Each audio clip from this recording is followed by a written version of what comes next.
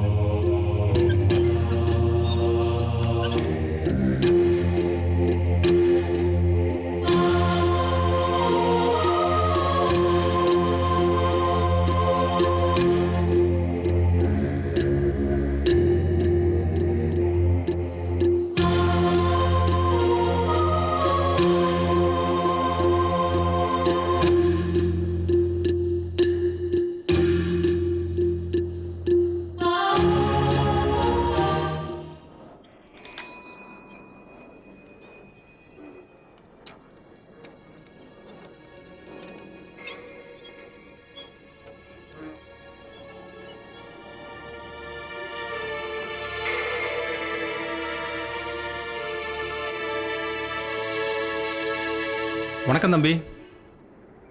நான் சொல்றேன் தப்பா நினைக்காதீங்க. உங்க குடும்பத்துக்கு இது வரைக்கும் கெட்ட பேர் வந்ததே இல்லை. உங்க அப்பா இருந்த வரைக்கும் வீட்டில் நீங்க யார் இருக்கீங்கன்னு வெளியே தெரியாது. ஆனா இப்போ என்ன சொல்ல வந்தீங்களோ அதை சொல்லுங்க. உங்க தங்கச்சி ரொம்ப நல்ல பொண்ணு. ஆனா உங்க தங்கச்சிக்கும் ஃபைனான்சியர் பையன் கௌதமுக்கும் தொடர்பு இருக்கிறதா ஊர்ல பேசிக்கிறாங்க. அதை நான் நம்பல. இருந்தாலும் உங்க குடும்பத்துக்கு இப்படி ஒரு அவமானம் வரணுமா? இதை நீங்க கொஞ்சம் கேட்க கூடாதா? சரி தம்பி, ஏதோ மனசு கேட்கல, கேட்டுட்டேன். நீங்க என்ன எதுவும் தப்பா எடுத்துக்காதீங்க. நான் வரட்டுமா?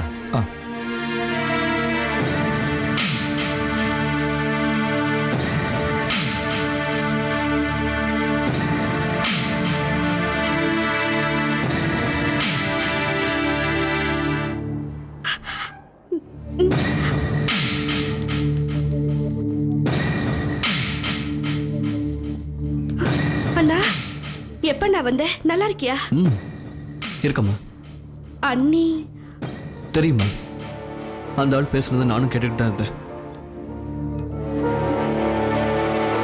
இப்படி ஒரு போட்டோ எடுத்து எங்களுக்கு யாரோ போஸ்டல் அனுப்பியிருக்காங்க.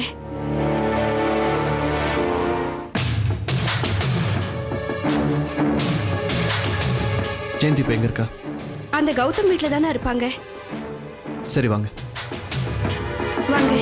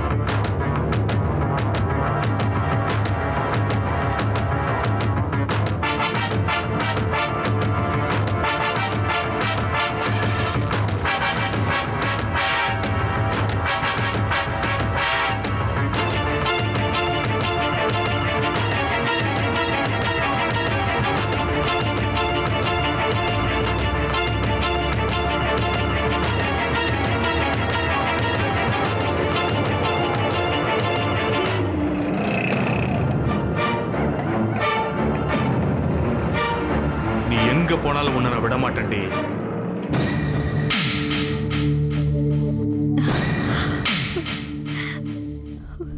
வந்துட்டீங்களா? எப்போ வந்தீங்க? எப்போ வந்தீங்கன்னு கேக்குறியா இல்ல ஏன் வந்தீங்கன்னு கேக்குறியா? ஏன் இப்படி எல்லாம் பேசுறீங்க? நீங்க வெளியே வரணும்னு தானே நான் இவ்வளவு தூரம் கஷ்டப்படுறேன். கஷ்டப்படல ஜெயந்தி, தியாகமே பண்ணிருக்கேன். என்ன சொல்றீங்க? நான் சொல்லல, இந்த போட்டோ சொல்லுது.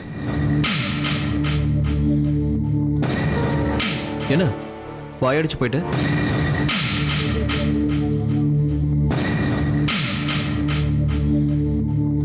இந்த போட்டோ யார் எடுத்தாங்க? எதுக்காக எடுத்தாங்கன்னு எனக்கு எதுவுமே தெரியாதுங்க. இந்த போட்டோ எப்படி வந்துச்சுன்னு கூட எனக்கு தெரியாது. ம் அப்போ இந்த போட்டோவே பொய்ன்னு சொல்ற? இந்த போட்டோ உண்மைதான். இப்படி ஒரு காட்சி நடந்ததும் உண்மைதான். ஆனா இந்த போட்டோவை எடுத்த நோக்கம் தான் சரியில்லைன்னு சொல்றேன். என் வாழ்க்கைய கெடுக்கணுங்கிறதுக்காகவே யாரும் அந்த போட்டோவை எடுத்த மாதிரி இருக்கு. உன் வாழ்க்கையை கெடுக்கிறதுக்கு வெளியில இருந்து யாரும் வரணும்னு அவசியம் இல்லைம்மா. இப்படி ஒரு சம்பவம் நடந்தது உண்மைன்னு நீயே சொல்றியே. இந்த போட்டோவை வச்சு நீ என்ன சந்தேகப்படுறியானா? நான் கெட்டு போயிட்டேன்னு நினைச்சிட்டியா? நீ இப்படி பேசுவேன்னு நான் கொஞ்சம் கூட எதிர்பார்க்கலன்னா. நான் மட்டும் பேசலம்மா, இந்த ஊரே பேசுது. இந்த ஊர் பேசுறத பத்தி எனக்கு கவலை இல்ல. என் புருஷன் என்ன சொல்ல போறாருங்கிறது தான் எனக்கு முக்கியம். என்னங்க, நீங்க என்ன நம்புறீங்களா இல்லையா? ஜெயந்தி, இவ்வளவு நேரம் நான் கோவமா பேசினது எனக்காக இல்ல. ஏதோ ஒரு போட்டோவை பார்த்து பொண்டாட்டியை சந்தேகப்படக்கூடிய சராசரி மனிதன் நான் இல்ல. தன்மேலேயே நம்பிக்கை இல்லாதவன் தான் பொண்டாட்டியை சந்தேகப்படுவான். என் ஜெயந்தியை பத்தி எனக்கு நல்லா தெரியும். புருஷன் ஜெயிலுக்கு போன 15 நாள்ல தான் கெட்டு போகணும்னு ஒண்ணும் இல்ல. கெட்டு போகணும்னு நினைச்சா 15 நிமிஷம் போதும். கணவன் மனைவிங்கிற தேர் நம்பிக்கைங்கிற அச்சாணியில் தான் ஓடுது. ஜெயந்தி, நான் உன்னை முழுசா நம்புறேன். அருணாவுக்கு உன் முகத்துல முழிக்கவே வெக்கமா இருக்கான். அதான் நடுவழியிலே போயிட்டான். பிரேமும் அருணாவுமே உன்னை புரிஞ்சுக்கல. மத்தவங்க எப்படி புரிஞ்சுப்பாங்க? நீங்க ஒருத்தர் என்ன புரிஞ்சுக்கிட்டா போதுங்க. ஜெயந்தி, நான் இங்க வந்த உடனே உன்னை நம்புறேன்னு சொல்லியிருந்தா நீ செஞ்ச தப்ப மறைக்க பாக்குறேன்னு இவங்க நினைச்சிருப்பாங்க. ராமன் தன்னோட மனைவி அக்னிக்குள்ள இறக்குனது தன்னோட சந்தேகத்துக்காக இல்ல, மத்தவங்க பார்வைக்கு சந்தேகம் வந்துடக்கூடாதுங்கிறதுனால தான். ஆனா ஜெயந்தியை பொறுத்த வரைக்கும் நெருப்புக்குள்ள இறக்கிதான் உன்னை நிரூபிக்கணும்னு இல்ல. என்ன, நீயே ஒரு நெருப்புன்னு எனக்கு நல்லா தெரியும் ஜெயந்தி.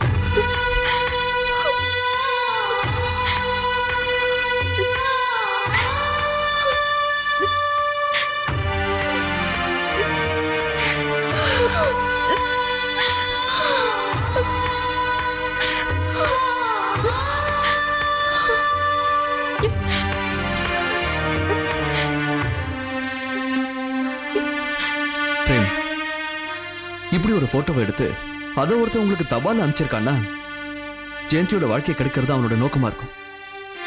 அதை நீங்க புரிஞ்சுக்கல. மிஸ்டர் கௌதம்க்கு அடிக்கடி கிடினஸ் வரும். அப்படி ஒரு தடவை வந்து அவர் கீழே விட போகும்போதுதான் நான் அவரை தாங்கி பிடிச்சேன். அதை யாரும் போட்டோ எடுத்து அனுப்பியிருக்காங்க. ஒரு நிமிஷம் என்னோட வாங்க.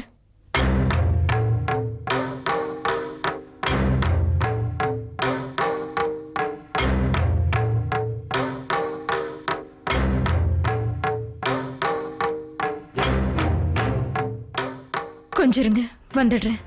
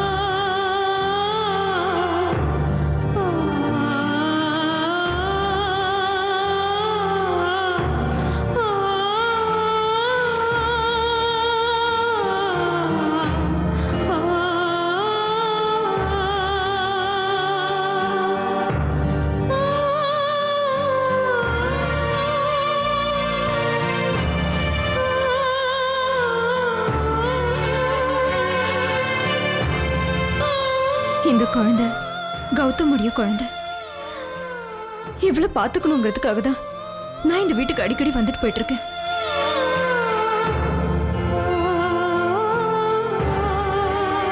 ஒரு நிமிஷம் இருங்க.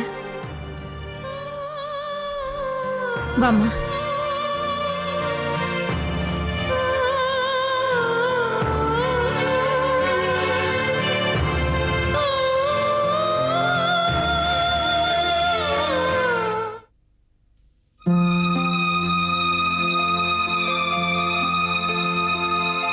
வாங்க வசந்த். ஜெயந்தி மாதிரி ஒரு பொறுமையான பொண்ணு உங்களுக்கு மனைவியா கிடைக்க நீங்க ரொம்ப கொடுத்து வச்சிருக்கணும். எனக்கு இப்படி ஒரு குழந்தை இருக்கிற விஷயம் யாருக்குமே தெரியக்கூடாதுன்னு இருந்தேன். எனக்கு அமையிற வேலைக்காரங்கள்லாம் வெறும் சம்பளத்துக்காக மட்டும்தான் வேலை செய்கிறாங்களே தவிர உண்மையான அன்பை காட்டவும் பாசத்தை காட்டவும் யாருமே அமையல.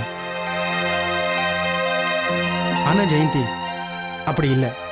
அவங்க டீச்சராக இருந்ததுனால அன்பு, பரிவு, கண்டிப்பு இதெல்லாம் இருக்குன்னு அவங்கக்கிட்ட எதிர்பார்த்தேன். தொழுநோயாளிக்கு சேவை செஞ்ச அன்னை தெரசா மாதிரி யாருமே தொட தயங்கின என் குழந்தைய உண்மையான பாசத்தோட இவங்க கவனிச்சுக்கிட்டாங்க. ஆரம்பத்தில் என் குழந்தை கூட ஜெயந்திய உடம்பு முழுக்க கிள்ளிருக்கா, அடிச்சிருக்கா, முரட்டுத்தனமா கூட நடந்திருக்கா. தாயில்லா பிள்ளையாச்சேன்னு ஜெயந்தி கொஞ்சம் கூட அவன் மேல கோவப்படவே இல்லை. ஒரு தாய் மாதிரி நடந்துக்கிட்டாங்க. உண்மையிலேயே இப்படி ஒரு மனைவி யாருக்குமே கிடைக்காது. நீங்க அதிர்ஷ்டக்காரன் தான். வாழ்க்கையில நீங்க இழந்ததெல்லாம் திரும்ப பெறணும். உங்க வாழ்க்கை ரொம்ப நல்லபடியா அமையணும். அதுக்காக நான் எந்த உதவி வேணாலும் செய்ய தயாரா இருக்கேன். Thank you Gautam, thank you.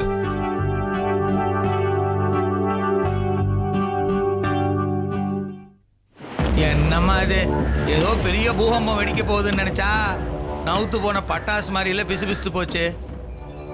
ஜெயந்தி தப்பான வழியில போக மாட்டான்னு எனக்கு ஆரம்பத்துல இருந்தே தெரியும். இருந்தாலும் அதை வச்சு ஏதாவது பிளே பண்ணலான்னு பார்த்தா முடியலையே. அம்மா, கௌதமோட பொண்ணு ஏதோ மனநிலை பாதிக்கப்பட்டவளாம். அதை கவனிக்கத்தான் ஜெயந்தி அங்கே போயிருக்கு. அதைத்தான் நான் வேற விதமாக நினைச்சி உங்ககிட்ட தப்பா சொல்லிட்டேம்மா. நீ எதைத்தான் ஆறுமுகம் சரியா சொல்லியிருக்க. உன் பேச்சை கேட்டு நான் எதை செஞ்சாலும் அது தப்பா தான் போகும். அனாவசியமா டென்ஷன் ஆகாதீங்க, விடுங்கம்மா. நீங்க சாதாரணமா சொல்லிட்டீங்க. வசந்த் வெளியே வரவே கூடாதுன்னு இருந்தேன், வந்துட்டா. அப்படியே அவ வந்துட்டாலும் ஜெயந்தி கூட சேரவே கூடாதுன்னு இருந்தேன், சேர்ந்துட்டா. அப்புறம் விசால வந்து சேருவா. இப்படி எல்லா சக்தியும் ஒன்னா சேர்ந்து என்னை அழிக்கிறதுக்கு முயற்சி பண்ணா. அம்மா, உங்களை அழிக்க வெளியேந்து எந்த சக்தியும் வராது, வரவும் நான் விட மாட்டேன். விசால உயிரோட இருக்கிற வரைக்கும் எனக்கும் என் சொத்துக்களுக்கும் ஆபத்து தான். அதை நினைச்சாதான் எனக்கு பயமா இருக்கு. நீங்க ஏமா பயப்படுறீங்க? சொத்து பூரா உங்க பேருக்கு மாத்தியாச்சு. போரா குறைக்கு ஜெனரல் பவர் வெட்டனி வேற வாங்கி வச்சிருக்கீங்க. நீங்க ஏமா கவலைப்படுறீங்க? இது பாருங்கம்மா, சட்ட ரீதியா உங்களை யாரும் ஒன்னும் செய்ய முடியாது. என்னமோ தெரியல, கொஞ்ச நாளாவே என் மனசுல ஒரு பயம் ஏற்பட்டிருக்கு. யாரோ புதுசா வந்து என்ன மிரட்டுற மாதிரி அடிக்கடி கனவு வேற வருது. அம்மா, எல்லாரையும் நீங்க தான் மிரட்டி பழக்கம். இப்போ உங்களை யாருமா வந்து மிரட்ட போறாங்க? அனாவசியமா பயப்படாதீங்க. நாங்கெல்லாம் உங்க கூட இருக்கோம், தைரியமா இருங்க. நான் வரேன்.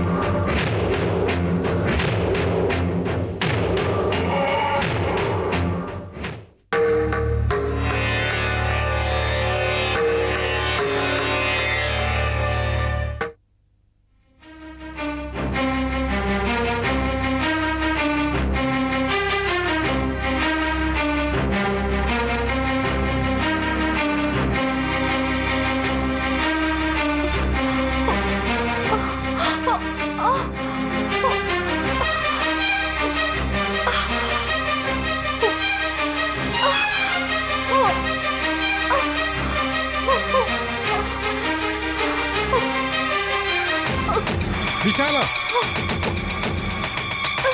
விசாலா உனக்கு என்னமா ஆச்சு?